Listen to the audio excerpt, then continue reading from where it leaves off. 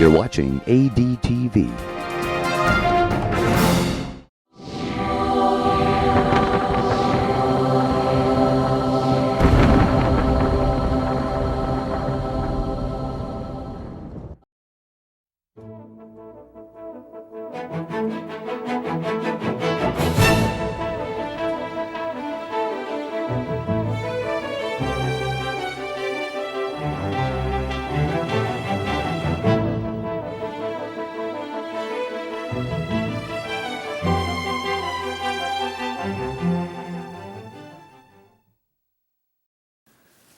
All right, we're going to talk now about a very sensitive issue which causes many questions to arise in the minds of men. Creation to restoration, I have titled this lecture. In the book of Genesis, chapter 1, verse 31, we read, "And God saw everything that he had made, and behold, it was very good. And the evening and the morning were the sixth day." So whatever God had created, he said it was very good. Verse 26 to 28 says, "And God said, let us make man in our image, after our likeness. Let them have dominion over the fish of the sea, and over the fowl of the air, and over the cattle, and over all the earth, and over every creeping thing that creepeth upon the earth." So God created man in his own image. In the image of God created he him. Do you think God wants to tell us something? "Male and female created he them, and God blessed them. God said unto them, Be fruitful, multiply, replenish the earth, subdue it, have dominion over fish, sea, fowl, every living thing that moveth upon the earth." So here is a definite plan to this creation. It was very good, it was perfect, and man was to control the environment. Why did he create him?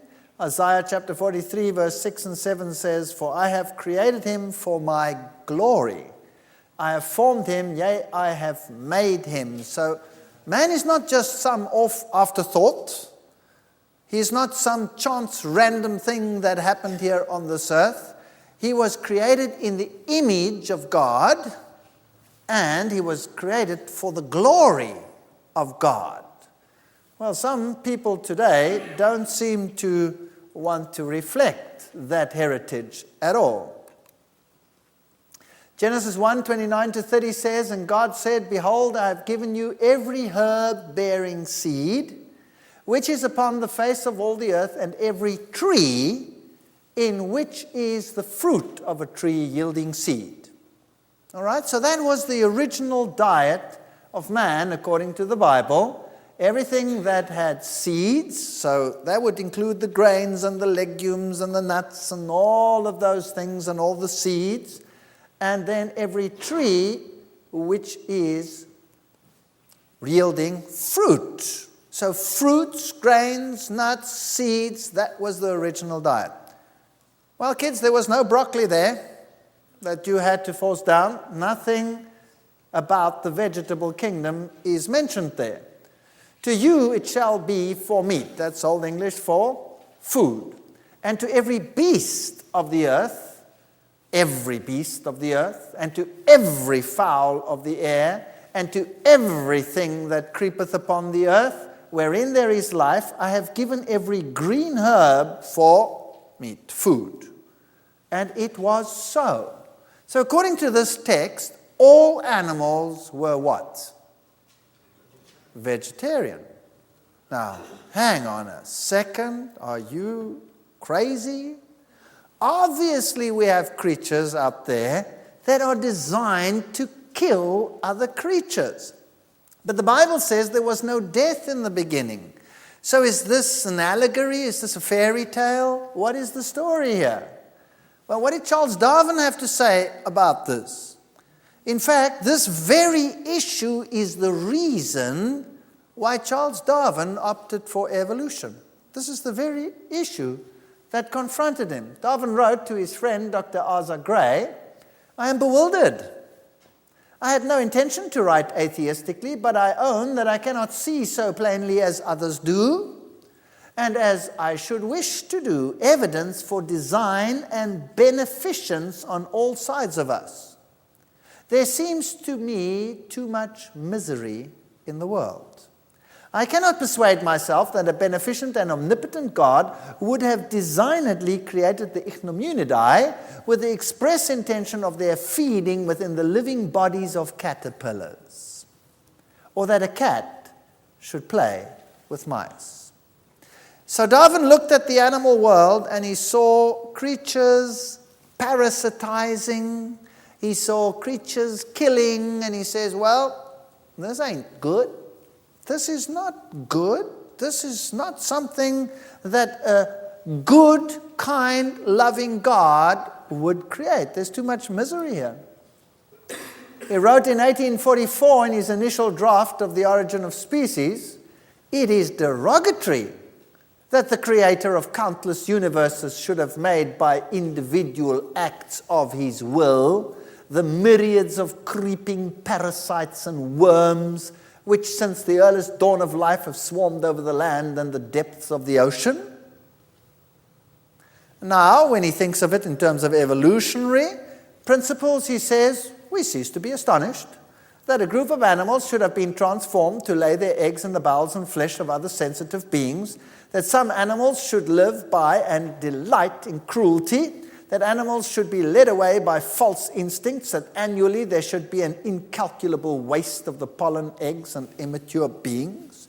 So Darwin looked at the world as it seems to be today, and as it is today, and concluded, there is no loving God in any of this. That was his conclusion. Well, you see, it depends how you look at it. It depends on what you allow yourself to see. Obviously, if the Bible is right, then something changed. Is that correct? Obviously, if the Bible is right, then something must have changed. And what we see today is not what there was. But science will say, what we see today is so obviously adapted for what it is doing that it must have been there from the beginning. So a carnivore must always have been a carnivore. There's no other way out. So evolution is a better solution to the problem, they say, than the creation account.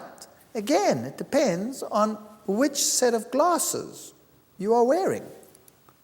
For example, Genesis 3:9, and the Lord God called unto Adam and said unto him, where art thou?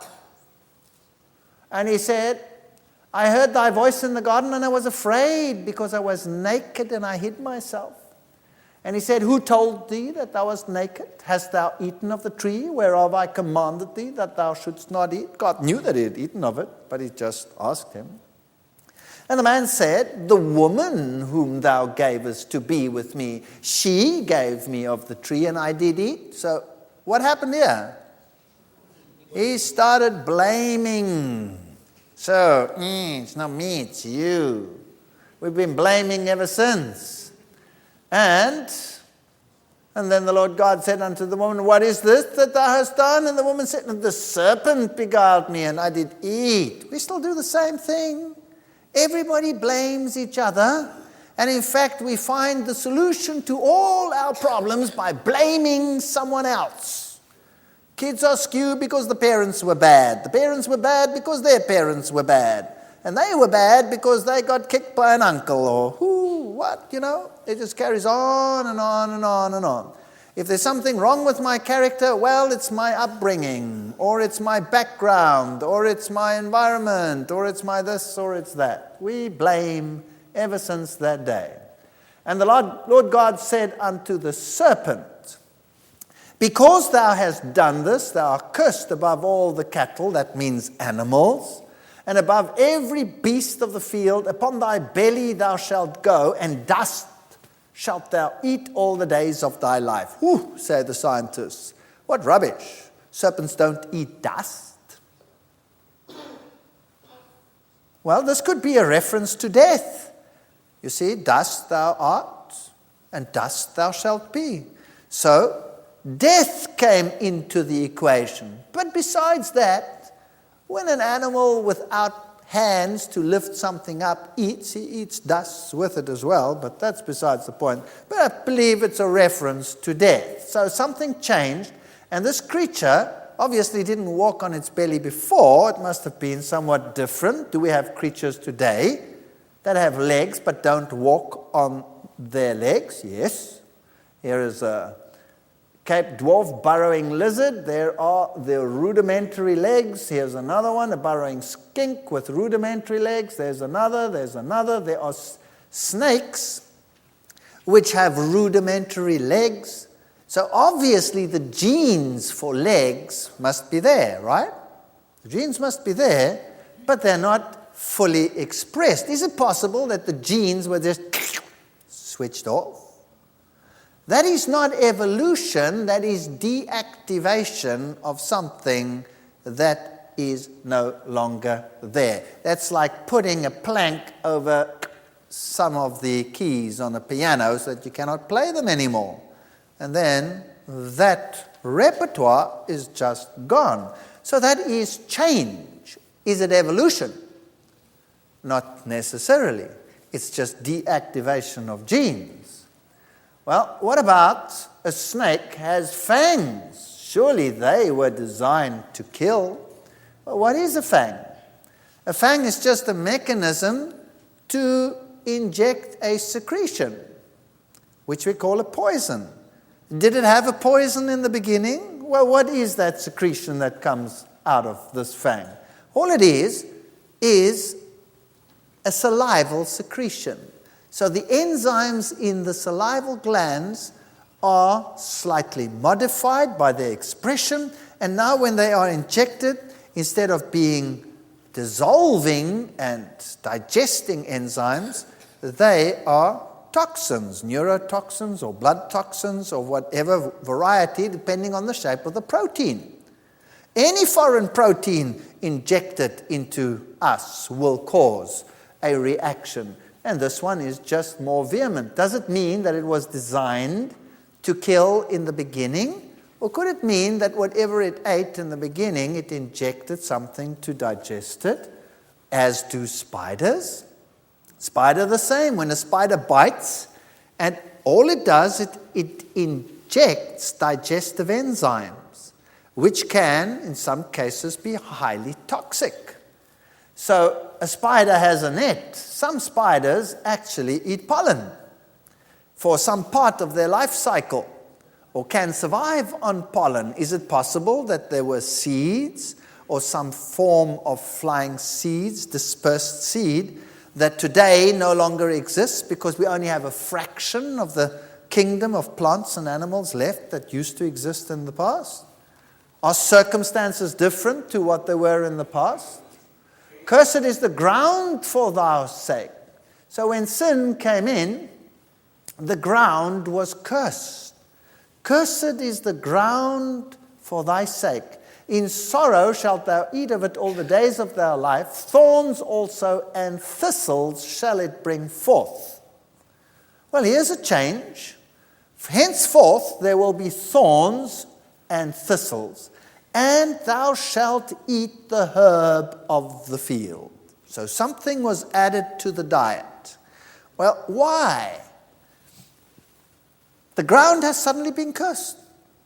Does this mean that the ground does not yield what it yielded before? What if seasonality started coming in, and for a certain part of the year, whatever you were eating suddenly was gone?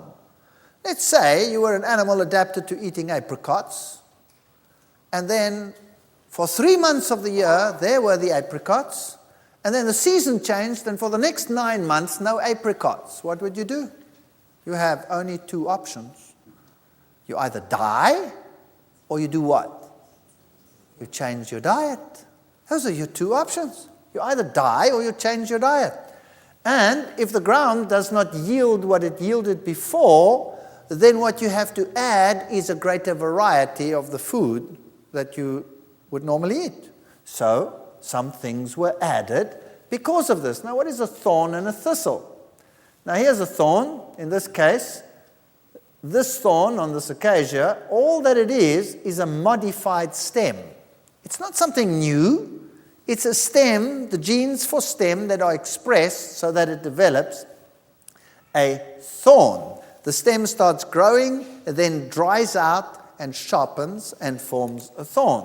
In this case, for example, this stem has been modified in the succulent to be a water reservoir and to actually act as a leaf itself. And so the leaves, which would only serve for evaporation and loss of water, disappear, and the spines that you see on these prickly plants are actually modified leaves. All that means is that in a normal leaf, the gene unwinds the leaf and it folds out. Here, instead of unwinding, it winds up the leaf and it forms a hard point, dries, and becomes a spine. Is this something new, or is something just differently expressed? Something is just differently expressed.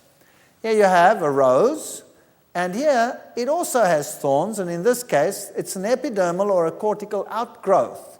So this is just something that is activated there to cause this outgrowth, which happens to be a thorn. So a thorn is not something new, it is a modification of something that already existed. The same with a thistle. Instead of the leaf of the flower unfolding, the petal unfolding, it folds in upon itself and dries and forms a sharp thistle. So this is a modification of the expression of a gene. It's nothing new, it's not evolution, but it's a consequence of a changed environment. These organisms now can survive in dry areas, and they can survive under circumstances less favorable than they were before. Now, what is a parasite? Darwin said, did God create parasites? The Bible says everything was perfect. There was no death. Surely one animal wasn't eating another. So now you had millions and millions of varieties of worms probably doing their thing in an original environment, and now some of them suddenly are parasites. Well, here's a tapeworm, for example. A tapeworm, does it have a digestive tract? No. Do we have free-living flatworms that do have digestive tracts? Yes. So now, if the ground is cursed and doesn't yield what it yielded before, then somebody has to give up something. Now, what if these creatures, by chance, when ingested, managed to survive in a host, and then eventually, because they were covered by something which protected the cuticle, which protected them from enzymes, they could survive, and so they survived in the intestines of other creatures, and because everything was pre-digested for them, they didn't need an intestine. So how did they lose the one that they had? Just deactivate the genes and switch off the intestine, and then you have a parasite. And these parasites weren't there originally to be parasites, but became parasites because their original intent had been taken away. So if we have a look at the myriads of pathogens that we have, like here's a normal E. coli cells, and pathogens are just translocated species. Very often, if you take a normal E. coli, which is the normal bacteria in your intestine, and you translocate it into the wrong place, another part in the body, suddenly its environment is different, and it responds by secreting compounds, and all of a sudden it is highly pathogenic, and you get very sick from it. All it is a translocated organism that is now surviving in the wrong place. Now, plasmids, small DNA fragments, are known from almost all bacterial cells. Plasmids carry some 2 to 30 genes. Some seem to have the ability to move in and out of a bacterial chromosome. So here's a little plasmid, and there's the bacterial chromosome, and these little pieces of DNA can move into DNA. So what you can have is you can have something like this happening. There's a plasmid, there's a donor plasmid, and off it goes into a recipient, and there it is, and then it gets incorporated into the DNA, and it's a recombinant. Question: is there any new material there, or has the old material been put into a new situation? What's happened here? There's nothing new here. The plasmid existed in the beginning. It's just this piece of DNA has now been incorporated into this creature. So this one now has an extra piece that it didn't have before, but it's not evolution. It's a process. Certain types of bacteria can donate a piece of their DNA to a recipient cell. The recombination is a bacterial equivalent of a sexual reproduction. It's like, take a piece of mine. Note that the entire DNA is not usually transferred, only a small piece. So, for example, acquired immunity, resistance to pesticides, herbicides, antibiotic resistance is not based on new genetic material. It's material that has been spread around. So there's nothing new here, but a creature can suddenly become a pathogen, can become a dangerous organism, and that is why every year the flus and the sicknesses change, because they exchange information, but there's nothing new. This is not evolution, this is the redistribution of existing material. Here's an interesting creature. This is a barnacle. Now, a barnacle is when you walk on the rocks by the seashore and you get all these sharp little things. Actually, it's a little crab-like creature within the shell. Now, there's a certain parasite barnacle that looks very different to this, of the genus Saccholina. It's a barnacle that parasitizes other crabs, bigger crabs, similar to other barnacles. So what happens, the adults are internal parasites called the interna, and tumors grow inside their hosts, and these tumors can develop a system of branching roots that ramify through their host bodies and absorb their nutrients. And the life cycle of such a creature comprises two stages, an endo and an ectoparasitic stage. So, like normal barnacles, there's a normal larva that swims around and does whatever it does, so that all the genes are there for the development of this whole thing.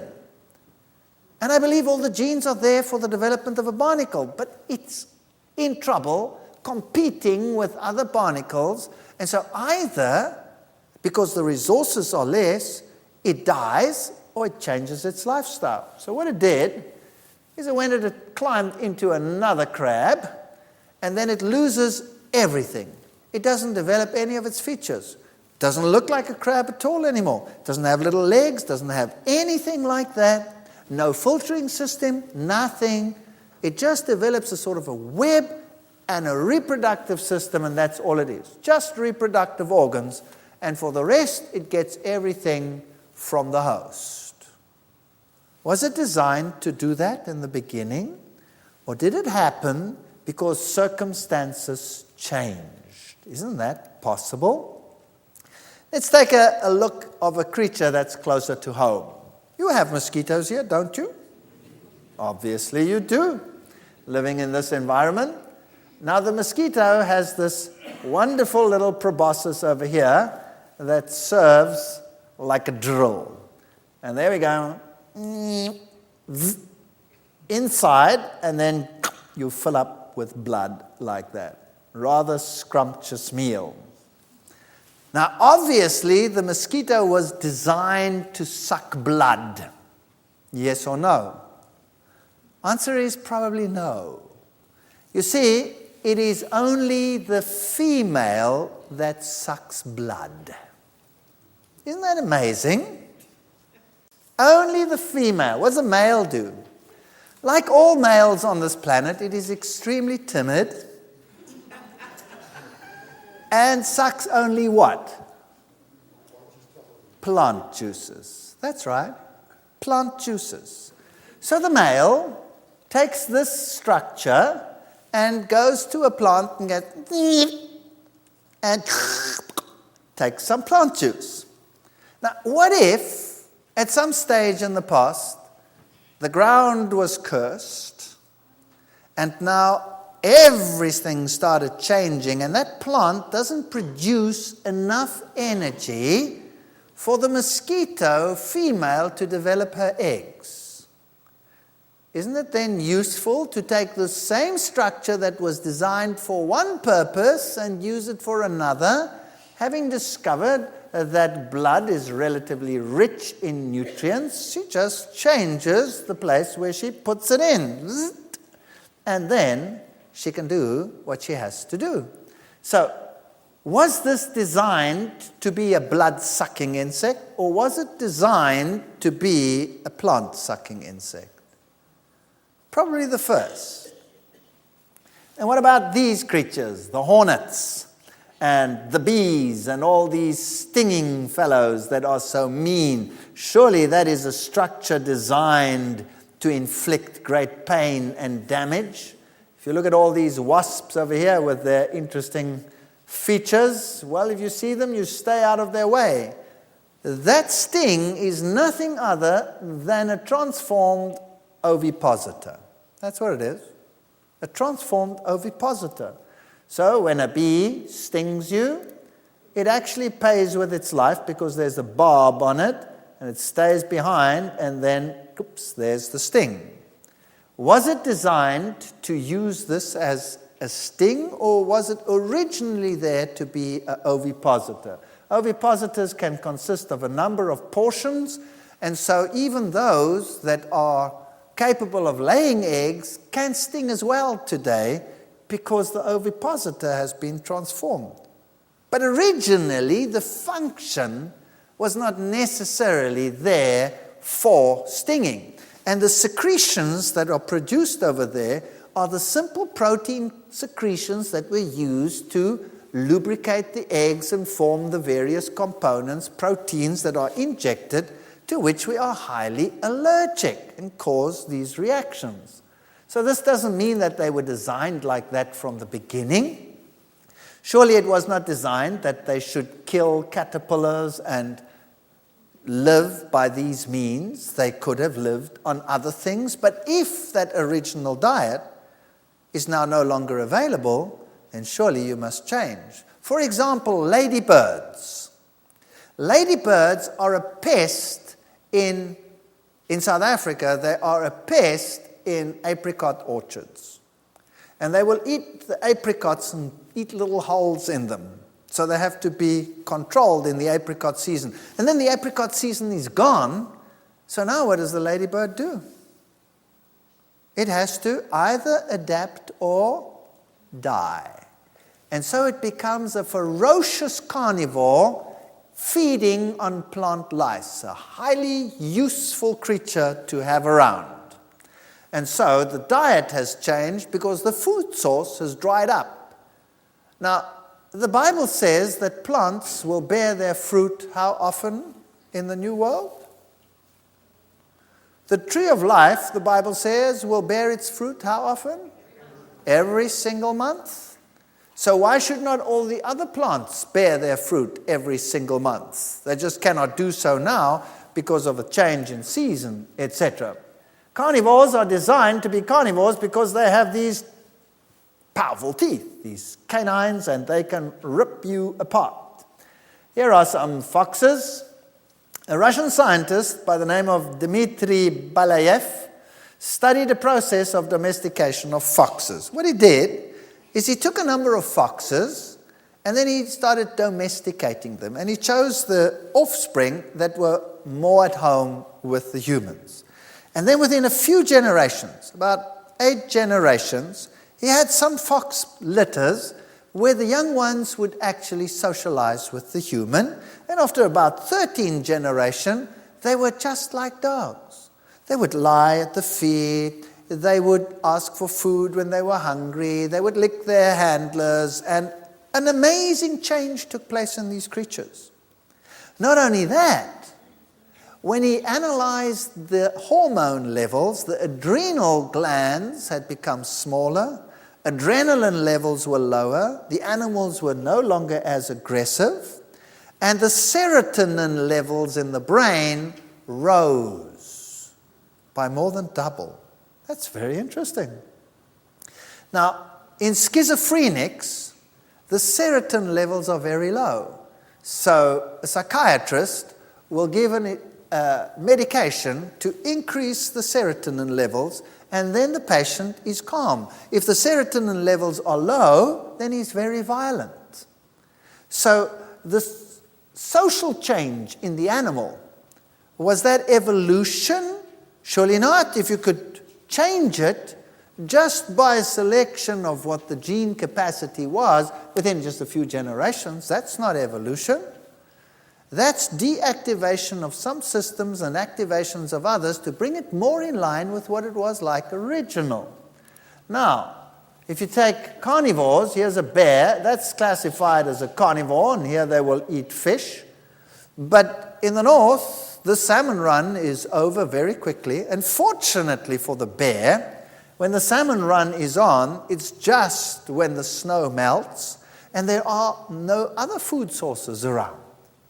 But what will the bear eat during the rest of the year? There you go. Berries and grasses and succulent grass. That's its diet. In fact, over 80%, sometimes 86% of a bear's diet will be green vegetation and berries. He's actually called a bear because he eats bears, singular for berries. Now, what if those seasonal changes that we have today did not exist? Would the bear ever have to eat anything else than the berries and the grasses and the foods that he has? Yes or no? Obviously not. So because he has the equipment to kill, does that mean he was designed to kill? Yes or no? No. You have a panda bear. That's classified as a carnivore. What does it eat? Bamboo. That's its diet. Now, there were many different kinds of grasses in the past that don't exist today. Many kinds of cycads, many kinds of ferns that don't exist today. We find them only in the fossil record. Suddenly, a huge variety of foods is gone. What do the animals do if they have this problem? They either give up living or they change their lifestyle. And those that have the equipment to cope, those are the ones that survive. So the koala bear, he eats only eucalyptus. And he gets by just fine. In fact, he sleeps 80% of his life. So he's obviously getting enough, and then he has another snooze. And if you don't give him eucalyptus, he dies. That's it. That's all he'll eat. Here's a red panda in an Australian zoo, and the sign said, red pandas are classified as carnivores, meat eaters, but most of their diet is bamboo. That must be very discouraging for the scientific world, because here all of a sudden the creatures are not doing what they're supposed to do. Here's a fish. Very interesting. If you look at a fish, you'll see that it has a urinary bladder, intestines, livers, hearts, gills, kidneys, all kinds of interesting structures.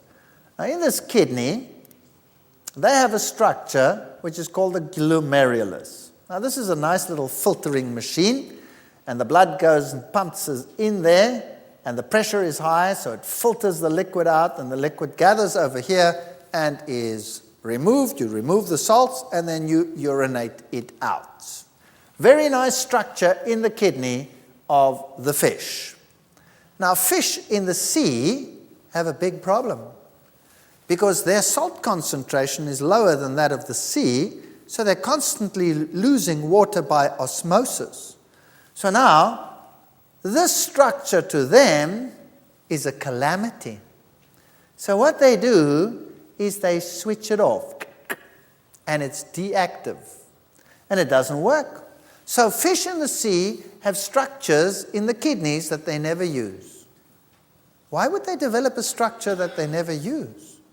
And science is constantly battling with this idea. Now, did fish evolve in fresh water or did they evolve in salt water? Well, the sea is so much bigger, they must have evolved in salt water. But if they evolved in salt water, why have they got a glomerulus? A fish in fresh water has another problem. Its salt content is higher than that of the water in which it lives, so water is constantly moving in by osmosis. It has to get rid of it. If you drink 5 glasses of water, one after the other, eventually you have to run where? Yeah, why? Because the kidney is pumping it out through your glomerulus. So a fish in fresh water needs that structure. But some fish have so deactivated the structure that if you take it from the sea and you pop it into the fresh water, it dies. Others have managed, like the salmon, to switch it off in the sea and switch it on in the fresh water and can swim up the rivers and into the sea and do all these interesting things. But most of the fish in the sea cannot use it at all. It's a total oxymoron for them. Isn't that interesting? So this tells me that if all of them have it and most of them don't use it, then maybe conditions were different in the past. Does that make sense? Maybe all was fresh water, and salt water as we know it today is a consequence of the subterranean water, which is often high in salt, that came up during the flood. Very interesting. So, if we look at our own kidneys, we have something else. We can even concentrate our urine so that when we are walking in the deserts and we need to conserve water, we have a structure which is called the loop of Henle in the kidney, which now, through a countercurrent concentrating system, concentrates the urine, so eventually I have a highly concentrated urine. Do you know that this structure won't work unless it is exactly like that? Any halfway measure won't work. It has to be perfect. This is what we call irreducible complexity. It either is perfect or it doesn't work. Natural selection cannot create it. It has to come into existence just like that. Chance or design. Those are your options. And I believe conditions changed. Now there's a lion. Obviously that is a carnivore. Yes, he's a great killer. Do you know that lions have been raised vegetarian? In zoos, many of them. And that they are highly docile when they are raised vegetarians. And what is interesting is, animals that are raised vegetarians, carnivores, live longer. Much longer and have less disease. Do you know that the vets will tell you not to feed your cat milk because it causes kidney failure? And these carnivores, the strongest one, gets to eat first. And when they catch an antelope, what do you think the numero uno lion will eat first? What do you think he eats? He opens up the stomach, he rips that open, and the first thing he eats is the contents of the rumen. So he's actually getting all those plant materials and vitamins and things into him, and he is then the strongest. The rest get everything else, and they are slightly less strong. Of course, he eats the other things as well, but he survives better on these things. So, having found these things out, I actually did quite a fair amount of research in my laboratories with my students, and I sometimes drove my students nuts with the things I asked them to do, because they couldn't understand why someone would want to even do things like that. Here is a female lion from the Kalahari. These are some that we looked at. This creature as well. Is it possible that it was not designed originally to eat meat, although it has the capacity to do so now? There are a tiger's teeth, and it has like blades over here that act like shears cutting something. Now, that's perfect for cutting meat, and the canines are perfect for killing organisms. That is correct. But the same cutting is also perfect for cutting tough plant material. So it could be used for either. It doesn't mean that it had to be used for what it is used. If you look at the wolves and which give rise to the dogs, we had a dog, and this dog, of course, eventually died of hip displacement. And so you realize that your dog has a specific lifespan, because eventually everything starts giving way. If you feed this animal vegetarian lifestyle or more vegetarian things, giving him the foods generally from the table, you extend the lifetime, you extend the healthful period of the animal, and there is less loss of calcium. We will be doing some lectures where we did experiments on animals, where we fed them different diets, and we looked at the calcium loss and the rate of bone loss in the organisms, and amazing differences when they were fed plant proteins versus animal proteins. We'll be looking at that in a later lecture. Isn't it interesting that the further away from the original, the uglier the animal gets? Here is a hyena. That's a scavenger. That's pretty ugly. And one wonders, was it so ugly in the beginning? I've done quite a study of these creatures, and I'm always surprised when I go into the wild and I look at them, that those that are scavengers normally are uglier, and sometimes even though they are larger, they have a lower rank than something that is smaller. That's quite incredible. So there's some interesting things in nature over here. Jackals, some of them, they're pretty, but they still look sly. Look at this creature. I mean, this is a proud eagle. And you look at this magnificent beak. Surely that's designed for killing, or the beak of an owl, or the talons that they have, these creatures. Surely they are designed for meat eating. All these birds of prey, magnificent creatures. Well, here's a parrot. This is called the key parrot. Lives in New Zealand. There you can see a little bit of his claws, and there's his beak. And what does he eat? Well, he actually digs up the root of a particular plant. And then it breaks this root with a sharp, strong beak, and that's his diet. And then one day in New Zealand, they were doing housing complexes. And what did they do? They just ripped all the trees out and built houses. And all of a sudden, the diet of this key parrot was no longer available. And guess what happened? It died out? No. It changed its diet. What do you think it ate? Well, it actually used this beak, which is like a blade, to kill sheep. It climbed on the back of a sheep and would rip open the back of the sheep and feed its way into the sheep from the back and eat the fat around the kidney. And it became a pest and killed so many sheep that there was a hue and an outcry. New Zealanders love their meat. Don't mess with their meat. They're the biggest meat-eating nation in the world. And what happened? Well, very quickly they decided, well, we better plant these trees again. So they planted all these trees, and when the diet was back, guess what the parrot did? It wasn't interested in the sheep anymore. So the original food source, if that had not been there when some enterprising first person came to New Zealand, and let's say this creature was killing other animals, wouldn't he have believed, well, he's designed to do so, yes or no? Obviously. Well, here is a cute parrot, and we enticed this parrot with this handbag over here, and he put his foot through to try and grab it. Can you look at that?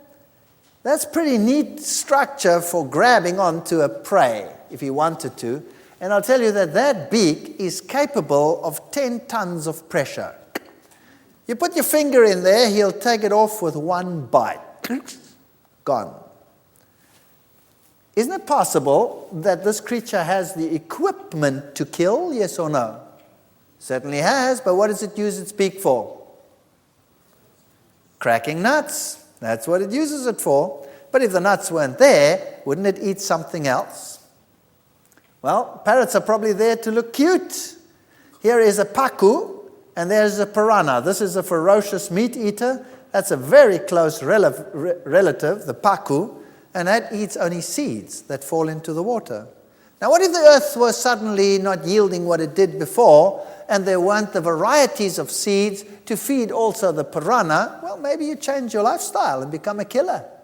There are, in fact, species of pacu that have teeth very similar to to piranhas, and piranhas have been known to eat the seeds as well.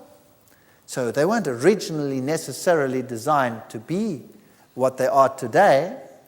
Here you have all kinds of interesting creatures like chipmunks and ground squirrels and all of these, and they eat seeds and plants.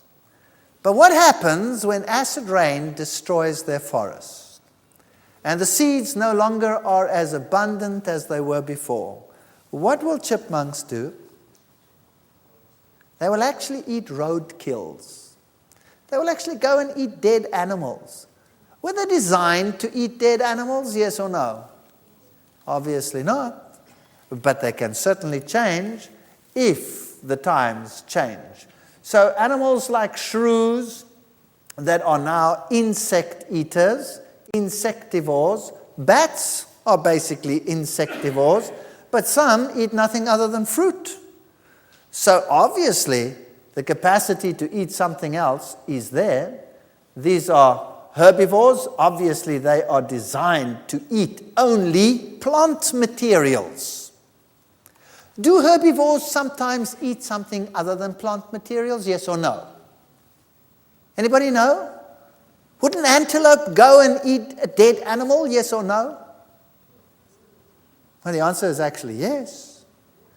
You find in desert environments, like in the Namib, for example, where you have antelopes, and very often the season gets very dry and there's not enough food around, and then the calcium needs of the animals change. They will actually go and gnaw at carcasses and get calcium and other needs from these, which they would not do under normal circumstances. You see, creatures change according to the circumstances. Rodents are very interesting. They will eat plants, but they are coprophags. That means they will eat their own excreta. Rabbits are coprophags. They pass the food twice through their intestines because maybe it didn't yield what it did originally, and now in the fermentation which takes place in the cecum, they have a problem with that because they have to recycle it, and so they are coprophags. So, we did a little experiment because the scientists were saying, well, that's all fine and well, but a lion is not only different in terms of its teeth, it's also different in terms of its intestine. You see, a carnivore generally has a short gut. And lions and dogs and all of these, the gut length is approximately 6 times the trunk length. Whereas in a human, for example, it's 15 times the trunk length. And in a herbivore like a cow, it's 22 times the trunk length. And so I was wondering whether diet could affect the gut length, because this was used as an argument. So I said to my student, fine, let's do a study. And we did a study with plant and animal diets, which we fed broiler chickens. Now, you know that in the industry, they feed the chickens. Some chickens get fed fish meal, some chickens get fed what they call poultry byproduct, which is the feathers and the heads and the other things crushed up. And some are fed grains. So there are different feeds in these chicken industries. So what we did is we took a complete plant protein diet, and we took a diet that contained animal protein, for example, fish meal as part of the diet. And then we also tested the effect of antibiotics. So we took a plant diet, no antibiotics, and a diet with antibiotics, because antibiotics would affect the bacteria. And we wanted to know, what is the effect of just changing the bacteria in the organism? Would that affect the gut length and the anatomy and all of those things? So we did the same with the animal diet. And so we had 4 different diets. What did we find? A is plant diet, only plant food. B is plant food plus antibiotics. C is animal protein in that food. And D is animal protein plus antibiotics. Now, as far as the carcass mass was concerned, no difference statistically, so it really didn't affect their growth very much in terms of what we did. Gut mass, whoa, there was a difference. All of a sudden, those that had only plant food had bigger guts. When we added antibiotic, it became smaller. When we added animal protein, it became still smaller. When we added antibiotics to that, it became still smaller. Very interesting. Gut length. So we actually took these chicken guts and stretched them out and then measured their length. People thought we were totally nuts. But this is the result. The gut length, when it had only plants in the diet, was the longest. That's interesting. So there was more space to absorb food. When we added antibiotics, there was a significant drop in gut length. So obviously, when the bacteria died, the gut wasn't as happy and it didn't develop as it did before.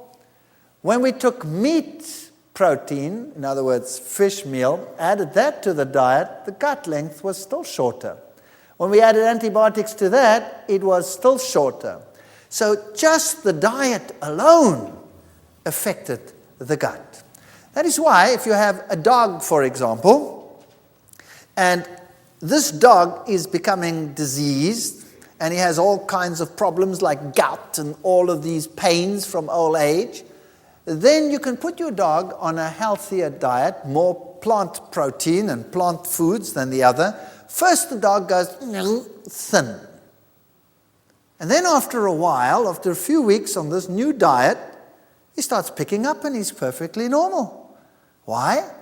Because the gut has probably regenerated some and he has got more absorptive sites that have developed. So within one generation you can get that. How much more so over several generations? So there are quite a few publications out which show that gut length is related to what you actually eat. What we found very fascinating, which we didn't study further but really needs to be investigated, is heart mass was also affected.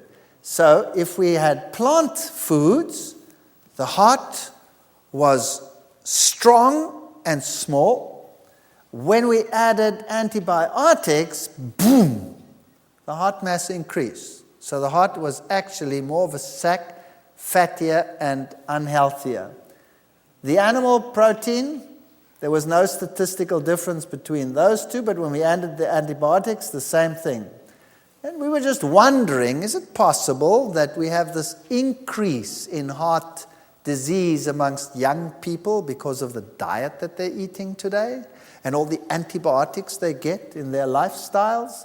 Well, it's something that needs to be investigated. So really, the point I'm trying to make is what you eat really determines what your anatomy is going to be like and how you react and what you look like. Liver mass, exactly the same thing. The livers were enlarged when we added antibiotics. So antibiotics, I believe, should be used when you are sick, really sick only, and avoidance would be the best. So omnivores and creatures like that, they have teeth structures which could be used for either. So we say, well, they must be carnivores. Well, look at this creature over here with those massive, massive canines. Surely he looks like a killer, but all he eats is plants. So that doesn't necessarily mean anything either. Vestigial organs. Science will tell us, but we have evidence of evolution because, the appendix is a vestigial organ and this is a vestigial organ, etc., etc. So there is one. And embryos have so-called gill slits and there are membranes in the eyes. Well, did you know that the list of vestigial organs that was made by the German anatomist Veith in 1895 included about 100 organs, including the appendix, the coccyx, and all kinds of structures, which today have been removed from the list. For example, the thymus was on his list, but it triggers the immune system and activates the T cells. The pineal gland was on his list. The pineal gland is very important for melatonin regulation, day-night cycles, hormone control. The thyroid was on. We know today that without thyroxine, you're in big trouble. The pituitary gland, the master gland on the body, was on there. Ignorance was bliss in those days. So today, when we look at all these structures, then we know that the appendix and all of these structures have an immune function. We can live without it because there are others that can take its place, but that doesn't mean that it doesn't have a function. And as far as these so-called gill slits are concerned, that supposedly appear in the early stages of human embryo, are in fact initial phases of the middle ear canal, the parathyroid development, the thymus, and all the necessary structures that we have. So there is no evidence of all this so-called evolution. George Gaylord Simpson, one of the founders of Neo-Darwinism, wrote, Haeckel, that's the scientist who said that the embryos we see recapitulate everything, misstated the evolutionary principle involved. It is now firmly established that ontogeny does not repeat phylogeny. That's a very important statement. You see, they believed that we can see in the embryos that we pass through a fish stage, and then at this stage, and then at that stage, until we get to a human. In actual fact, that's a load of nonsense, because if evolution were really true, then the fish would have given rise to something else, and the fish would have been gone. And that would have given rise to something else, and those genes would have been gone, etc., all the way down. You cannot have your cake and eat it. You cannot change the gene and still have the original, so it doesn't work. In an article published in American Scientist, we read, surely the biogenetic law is dead as a doornail. It was finally exercised from biology textbooks in the 50s as a topic of serious theoretical inquiry. It was extinct in the 20s, but you still find it in the textbooks to this very day. So, to sum up for you, I would like to propose the following. The world was perfect when it was created, and there was a food source for every single creature under the sun. Then sin came in, things changed, food sources declined, many animals went extinct, those that could adapt to something else did. But that doesn't mean they were designed to be like that in the beginning. Those that eventually had no other option but to survive in other creatures became the parasites. But they weren't originally designed to be the parasites.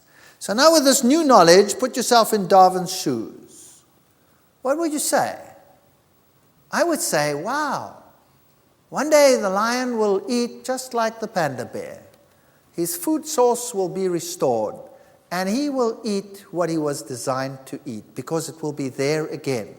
One day, all that we see today that reminds us of pain and suffering and all of these things will be gone, because the earth will be restored and it will be made new.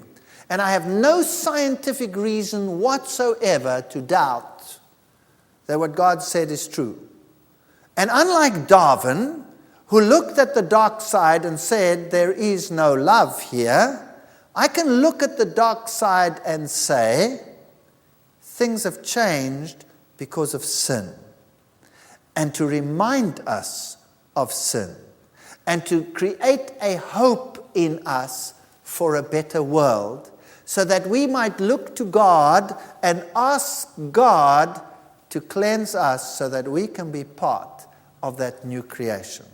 It's just a different outlook using the same information, and the choice is yours. You can walk through the field and you can study the thorns and the thistles, or you could choose to look at the rose. The choice is yours. You can look at the dark side, you can look at the light side.